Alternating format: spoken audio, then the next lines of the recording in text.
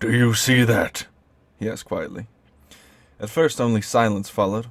Hesitantly, the guard soldiers began to cast glances to each other, uncomfortable with the chaplain's presence and confused by his behavior.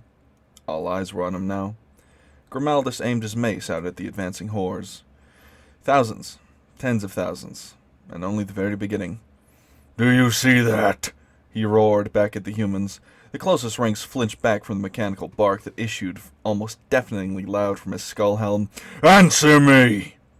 He received several trembling nods. "Yes, sir," uttered a handful of them. The speakers, faceless within the masses behind their rebreather masks. Grimaldus turned back to the wasteland, already dark with the teeming chaotic ranks of the enemy.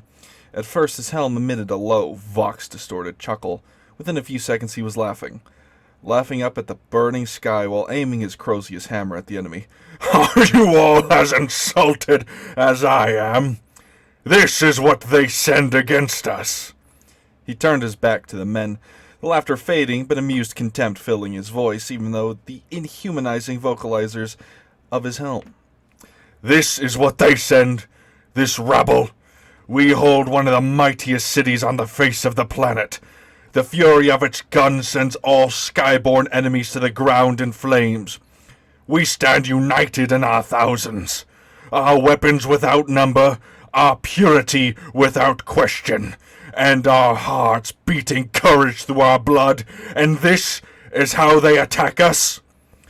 Brothers and sisters, a legion of beggars and alien dregs wheezes its way across the plains. Forgive me when the moment comes, and they whine and weep against our walls.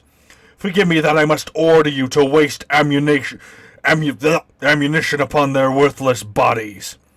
Grimaldus paused, lowering his weapon at last, turning his back on the invaders as if bored by their very existence. His entire attention was focused upon the soldiers below him. "I have heard many souls speak my name in whispers since I come to Helsreach. I ask you now, do you know me?" "Yes," several voices replied, several among the hundreds. "Do you know me?" he bellowed at them, over the firing of the wall guns. "Yes!" a chorus answered now.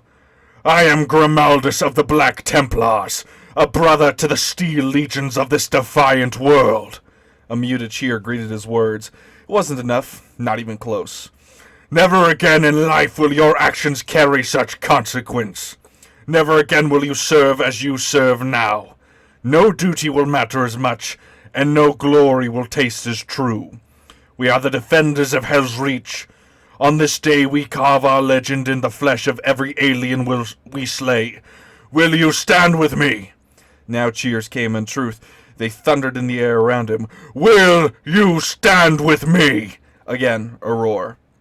"Sons and daughters of the Imperium, our blood is the blood of heroes and martyrs. The Xenos dare defile our city.